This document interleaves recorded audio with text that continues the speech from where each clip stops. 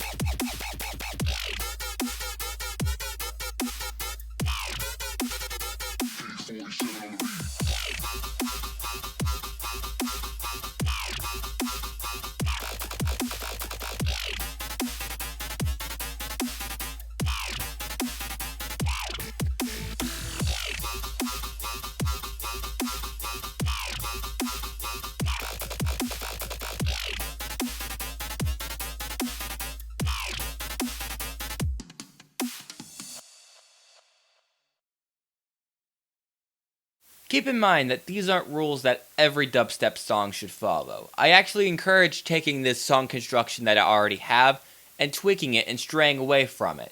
And I'll give some examples of that as I explain the construction of this song. So, our song starts out with this little intro. You can hear that the super saw lead is low passed, and then it gradually turns up, revealing more of the sound. And the kick and the snare do the same thing. One thing you'll notice with the drums is that on a lot of these break parts where there's nothing going on with the synths, we have these drum fills. I recorded these drum fills with Addictive Drummer, and I exported them out to be used in this project file. I highly recommend adding interesting drum fills either by using a drum plugin like Addictive Drummer or maybe a library in Contact, or maybe just getting a sample pack with some drums in it and arranging fills from there, or even just going to a sample pack which has live drum fills and using those. No matter what method you choose, I highly recommend adding these types of drum fills all throughout your song, because it fills up the dead air and makes it less awkward to listen to, and it also gives the track some room to breathe because there's not synths going around everywhere. One thing you might also notice about this song is that there are effect sweeps going on throughout the majority of it. You can see that throughout the whole construction of this song, we have this sequence of sweeps. I actually made these sound effects myself by loading up white noise in Operator, and then using a variety of effects like reverbs and filters to make an interesting sweep sound. I'll solo that so you can hear it. Sounds like these are a little bit hard to notice when they're not isolated, but they really add a lot to the song and again keep it from getting boring. That's a tip I have for producers regardless of what genre of music they're trying to make, is to always have small layers going on in the background, whether they're effect sweeps or synths which are quiet and are layered underneath the more prominent synth sound. Having multiple layers in your music really gives it that professional sound, and makes the listener want to repeatedly listen to the songs to hear new things. As far as my other effects go, I also have this little impact shot, which I'll solo out right now. This sound effect occurs whenever there's a breakdown in the song. And I actually made this sound by taking a gunshot, adding a lot of reverb to it, and then using EQ8 to filter out all the high end, so we get that nice slow thump. It's very important to note that while you can make sound effects yourself like I'm doing, or modify existing sounds to make them more interesting, feel free to also go through some sample packs and find pre-made samples that work as well in your songs. And sometimes this can save from the hassle of trying to make new sound effects. Or if you want, you can use those as a placeholder before you make the sound effects. And the last effect I'm going to go over is this little reverse sweep.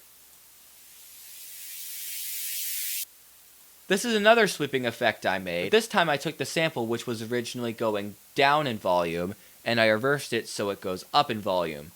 I also pitched it up to give it that sort of weird stretch sound which I like. And in case you can't notice, I actually have this in the build-up right before the vocal sample, which we'll get to in a minute. Adding these sort of sweeping up effects to your build-ups works really well. It makes you anticipate the drop more because you're adding a lot more intensity to the build-ups, and once again it's adding more layers to the song.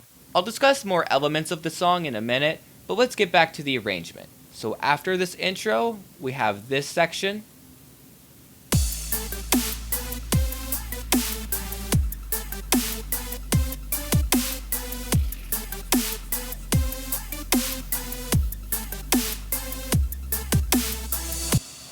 And that goes on until here.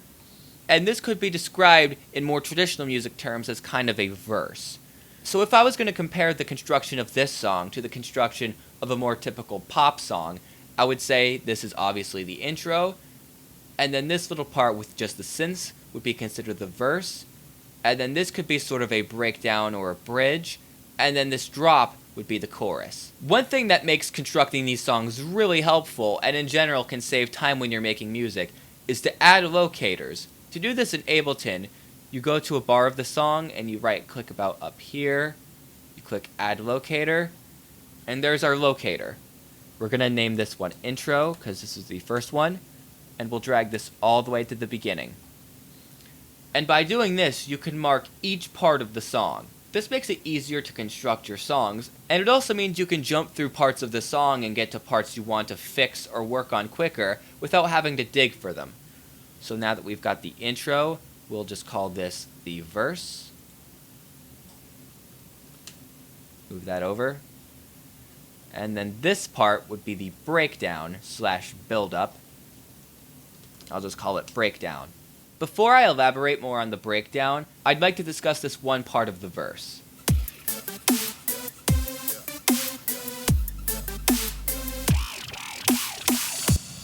As you can hear, we took a dubstep growl that we'll later be using in the drop, and we transposed it into the verse to add a segue into the breakdown. Just like we did with the fills, this is something I really recommend for getting rid of that dead space without having the song sound obnoxious with playing the same synths over and over again, and it also works really well for transitioning to different parts of the song.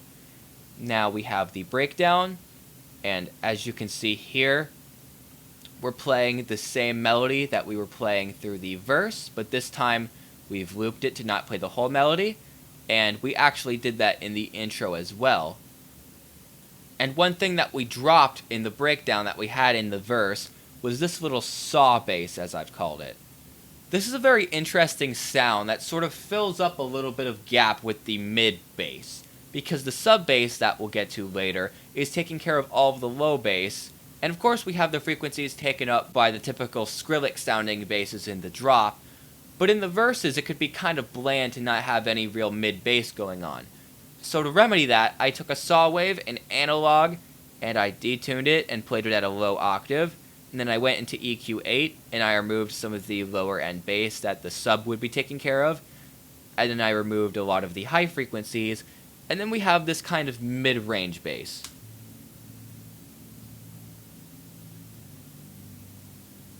This might be a little bit hard to hear if you're watching this on laptop speakers, so you might want to get a good pair of headphones or some good studio monitors. Now usually when I'm making synths for a song of this nature, I would take multiple synths which might have kind of a similar sound, and some of them that might be completely different, and then layer each other, some of them more quiet and some of them louder.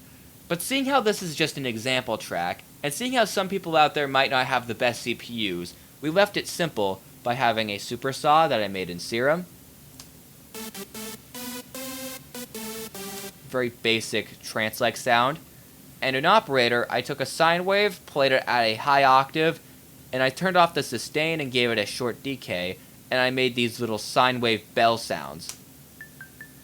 You can see I also put on some reverb and some EQ8 to get rid of the low frequencies. Now another synth that I put in this song, and this is a very minor but important part of music that a lot of people overlook, is having very quiet synth arpeggios in the background. In analog, I made another supersaw type sound and gave it a short decay, and I played it at a very high octave, and I have this playing this very short arpeggiated melody throughout most of the song. We'll solo that so we can hear it.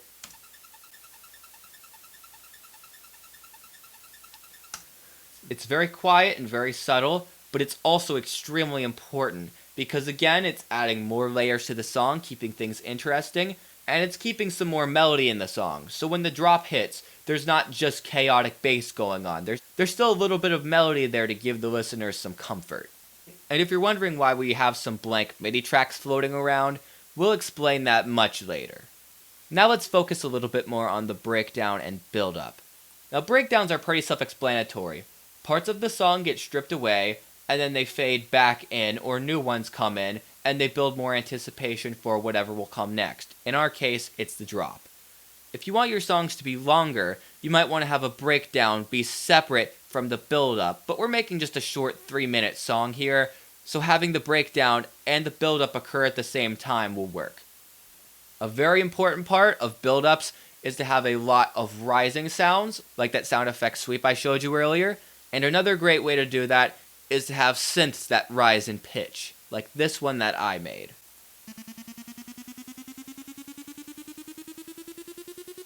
I made this an operator, it's just a couple sine waves and some... I made this an operator, it's just 2 sine waves, and then sort of me playing with some curves and making my own oscillator there. Taking those sounds and putting them together. Some people might like to use a saw wave for their build-up noises. It just kind of depends on the sound you're going for. I have this little arpeggiator over here that's just giving it that stuttery effect. If we turn that off, we just have a more straightforward riser. That works well too, but I like to put the arpeggiator on to give it a more distinct sound. And that little jittery effect creates some more tension, which again, works really great for build-ups. And then we've got some reverb just to make the transition into the vocal sample and then into the drop a little bit more smooth. Now let's look at the drop. We're going to go add a locator and we'll call this drop. This drop, like a lot of dubstep songs, has sort of 2 parts to it. This part on 33 and then this one on 49. You might want to add a locator for drop part 1 and drop part 2, but seeing how they're not all too different, I just like to have one locator for drop. I just like to have one locator for the drop in general. Our drop right now sounds like this.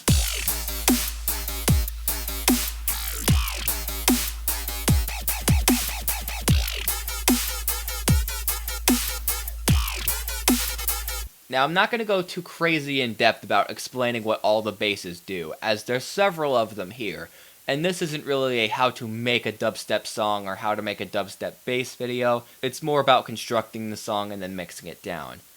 What I will say is that I've added processing to several of the basses. You can see on this one, there's actually no processing. This one was actually resampled. I made the bass in an earlier Ableton instance. I think I actually took this from an earlier song I made and then pitched it up. And this is something that I recommend very heavily when you're making songs, is to take your basses and bounce them down, as very complex sound design can really eat up your CPU and make your computer run slow when you're trying to work. And audio files can be more easy to manage when it comes to volume and cutting out the sounds. Like if you're making a bass with vocoders and a lot of crazy effects going on, there might be a lot of feedback that happens at the end, sort of a weird trail sound, and if you bounce it down to audio, it's easier to remove that. The only real disadvantage to bouncing down your basses into audio is that you lose a lot of control of changing the way they sound, and pitching them up with time stretching can sound kind of weird if you pitch them up too much. Like if I take this bass and I pitch it up to 24, that doesn't sound very good. Although you can actually get some very interesting effects from time stretching if you experiment with it, but I'll put it back at +4 semitones. Let's look at a couple other sounds. We've got this one, has some OTT and some reverb. Just adding some more dimension to the sound. In a lot of my release songs, the processing tends to get a little bit more heavy than this, but for a song that's simple like this, it's not really that necessary. We got just OTT on this bass, no reverb. Kind of similar to the 2-vein bass that we made in an earlier video. We've got a growl. This has a vocoder on it and some OTT and reverb. The vocoder is kind of adding that valley sound, which is really good. And then there's this growl, which I made in Serum. If you haven't noticed, basically all of these basses came from Serum. And then I bounced it down again to save on CPU space. And there was a little bit of feedback at the end. You can see that I removed that with a fade. And the last bass we're going to look at is kind of a filler sound. You can see I just called it filler. And this is a relatively basic sound, not much to it. Just very plain kind of growly sound. And you may have noticed that it's significantly more quiet than the other sounds. This is because during the drop, I actually have a section where it plays part of the melody that I have going on in the verses for a quick little break. And when you're doing that with your songs, when you take parts of the melody and put them into the drop, you want to add little parts of bass to them to keep the edge of the drop intact. You can hear how that sounds right here. If we take that out, and it's a lot more plain.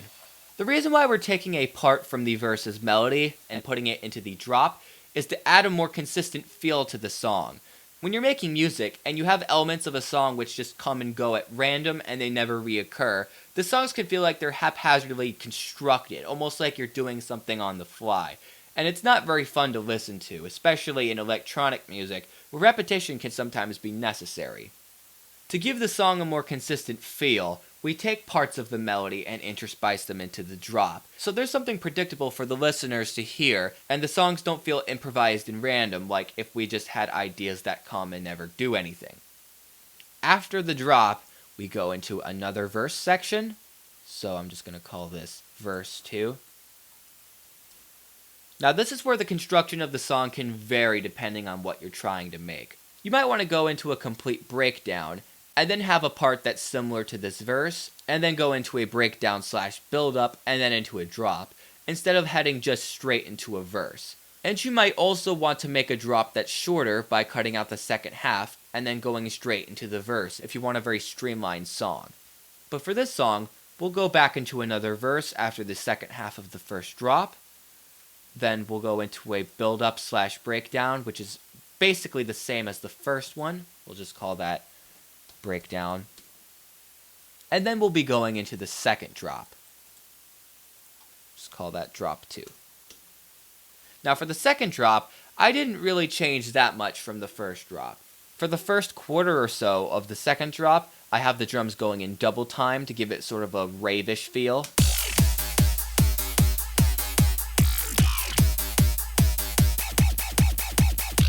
And then it switches back to the regular drums. And then in the second half, there's some changes in the arrangement, but there's nothing too major. Whether you want to make your second drop exactly the same as the first, have subtle changes, or having a different drop by keeping some of the same sounds but introducing some new ones, is all up to you. That's one thing I want to get across with this video, is that there's no real right or wrong way to construct songs, unless you have beats that don't match up or keys that don't match. But as far as the actual construction of the songs, the only right way is the way you feel the song should sound. And then after the second drop, we have a little outro. And for the outro, I copied parts of the intro. I have the same melody loop going on, but I took out the kick and snare rising up with the low pass. And then after those synths are done playing,